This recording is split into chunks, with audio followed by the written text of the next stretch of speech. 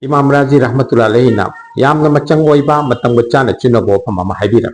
mado asumna akhona phangi ilamola haibati knowledgeable lairik laisu haiba khak matam asida ahingbani atei pumbati tumlibani haibagi arthadi mahi masing haitaba singdi makong tekpani mamit udabani amsu makhut tekpani maram asina makoina karisu toba ngamde haibani aduga lairik laisu haiba mahi masing haiba ilamola sing ase makhoi sing asi tumliba sing asi marakta tumdabadi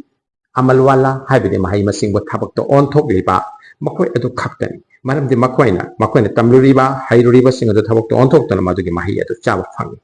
asumna amalwala puna maksu